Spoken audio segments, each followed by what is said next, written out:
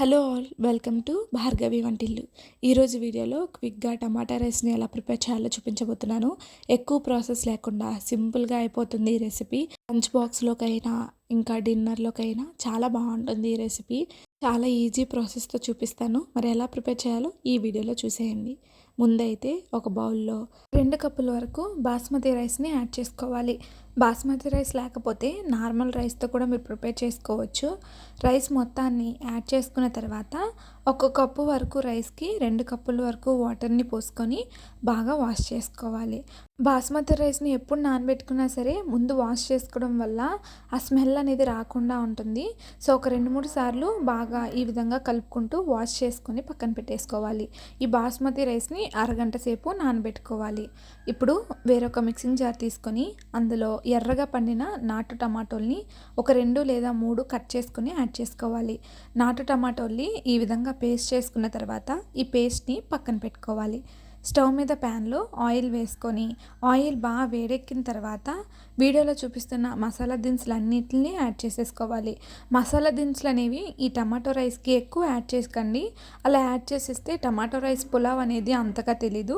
So వీడియోలో చూపిస్తున్న విధంగా కొన్ని మాత్రమే యాడ్ చేసుకోండి. ఇందులో 1/2 టేబుల్ స్పూన్ వరకు జీలకర్రను కూడా యాడ్ చేసేసుకోవాలి. జీలకర్ర వేయడం వల్ల ఫ్లేవర్ చాలా బాగుంటుంది. ఈ మసాలా దినుసులన్నీ కూడా హై ఫ్లేమ్లో పెట్టకుండా మీడియం ఫ్లేమ్లో పెట్టుకొని మంచిగా స్మెల్ వచ్చేంత వరకు ఫ్రై చేసుకోవాలి.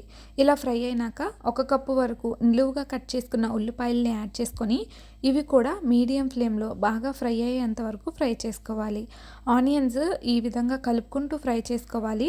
ఇలా ఫ్రై అయినాక 1/2 టేబుల్ స్పూన్ వరకు అల్లం వెల్లుల్లి పేస్ట్ని కూడా యాడ్ చేసేసుకొని బాగా మిక్స్ చేసుకోవాలి.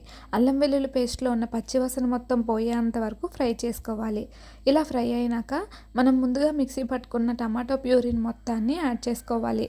టమాటో ప్యూరీతో పాటు ఒక 2 టమాటోల్ని ఇలా నిలువుగా కట్ చేసుకొని యాడ్ చేసుకోండి. ఫ్లేవర్ ఇంకా టేస్ట్ కూడా చాలా బాగుంటుంది. ఇప్పుడు ఇవన్నీ కూడా బాగా మిక్స్ చేసేసుకోవాలి.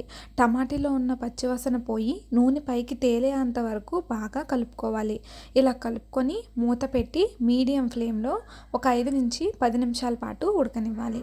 చూడండి, ఆయిల్ పైకి తేలి ఏ విధంగా కుక్ అయిందో ఇప్పుడు మొత్తం కలిసేలాగా బాగా మిక్స్ చేసేసుకోవాలి.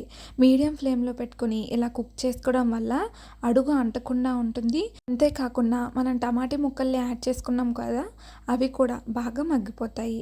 మళ్ళీ ఒకసారి కలుపుకొని మూత పెట్టి ఇంకొంచెం సేపు ఈ విధంగా ఫ్రై అవ్వనివ్వాలి. మొత్తం ఈ విధంగా దగ్గర పడినాక ఇప్పుడు మళ్ళీ ఒకసారి బాగా కలుపుకొని ఇందులో 1/2 టేబుల్ స్పూన్ వరకు కారం, 1/4 టేబుల్ స్పూన్ పసుపు, 1/2 టేబుల్ స్పూన్ ఉప్పు, 1/2 టేబుల్ స్పూన్ వరకు ధనియాల పొడి, 1/2 టేబుల్ స్పూన్ వరకు జీలకర్ర పొడిని కూడా యాడ్ చేసేసుకొని మొత్తం కలిసేటట్టు బాగా మిక్స్ చేసేసుకోవాలి. కారం ఉప్పు మీరు ఇక్కడే అడ్జస్ట్ చేసుకోండి. రైస్ వేసిన తర్వాత రైస్ విరిగిపోతాయి కాబట్టి ఇక్కడే అడ్జస్ట్ చేసుకోండి. అరగంట సేపు నానబెట్టుకున్న రైస్ బాస్మతి రైస్ మొత్తాన్ని యాడ్ చేసుకోవాలి. వాటర్ మొత్తం స్ట్రైన్ చేసేసుకొని యాడ్ చేసుకొని మొత్తం కలిసేలాగా ఈ విధంగా కలుపుకోవాలి. ఈ విధంగా మొత్తం కలిసేలా కలుపుకున్న తర్వాత మీడియం ఫ్లేమ్లో పెట్టుకొని ఒక 2 నిమిషాల పాటు రైస్ని వేగనివ్వాలి. రైస్ ఇలా వేగడం వల్ల పొడి పొడిలాడుతూ చాలా బాగుంటుంది. ఇప్పుడు మనం ఏ కప్పుతో అయితే మనం తీసుకున్నామో రైస్ని అదే కప్పుతో 1 కప్పు రైస్కి 1.5 కప్పుల వరకు వాటర్ని యాడ్ చేసేసుకోవాలి. ఇక్కడ నేను 3 గ్లాసుల వరకు వాటర్ని యాడ్ చేసేసుకున్నాను. వాటర్ని యాడ్ చేసిన తర్వాత ఈ విధంగా కలుపుకుంటూ మూత పెట్టుకొని హై ఫ్లేమ్లో ఒక 5 నిమిషాల పాటు కుక్ చేసుకోవాలి. 5 నిమిషాలకి ఈ విధంగా కుక్ అవుతుంది. ఈ టైంలో రైస్ని ఒకసారి మళ్ళీ బాగా కలుపుకోవాలి. ఇలా కలుపుకోవడం వల్ల కిందనున్న రైస్ కూడా పర్ఫెక్ట్గా ఉడికిపోతాయి. సో మీడియం ఫ్లేమ్లో పెట్టుకొని ఇప్పుడు ఇలా బాగా కలుపుకోవాలి. హై ఫ్లేమ్లో ఒక 5 నిమిషాలు ఉంచి మీడియం ఫ్లేమ్లో ఒక 10 నిమిషాల పాటు కుక్ చేసుకుంటే సరిపోతుంది. ఇప్పుడు కొత్తిమీరని యాడ్ చేసుకొని మళ్ళీ ఒకసారి బాగా కలుపుకొని మూత పెట్టుకొని మీడియం ఫ్లేమ్లో ఒక 10 నుంచి 15 నిమిషాల పాటు బాగా కుక్ చేసుకోవాలి. అలా కుక్ చేసుకోవడం వల్ల రైస్ పొడుగ్గా వస్తుంది, పర్ఫెక్ట్గా కుక్ అయిపోతుంది. ఒక 10 నిమిషాల తర్వాత చూడండి ఎంత బాగా మనకి కుక్ అయిందో. చాలా బాగుంటుంది ఈ రెసిపీ. సింపుల్గా క్విక్గా తయారు చేసుకోవచ్చు. ఎప్పుడైనా లంచ్ బాక్స్ పెట్టడానికి టైం లేనప్పుడు ఇలా సింపుల్గా చేసి పెట్టండి. చాలా బాగుంటుంది ఈ రెసిపీ అయితే. నార్మల్గా కాకుండా వేడి వేడి ఈ రైస్లో కొంచెం పెరుగును కానీ ఆనియన్ కానీ పెట్టుకొని తింటే చాలా బాగుంటుంది. మీరు కూడా ఈ రెసిపీని ఖచ్చితంగా ట్రై చేయండి.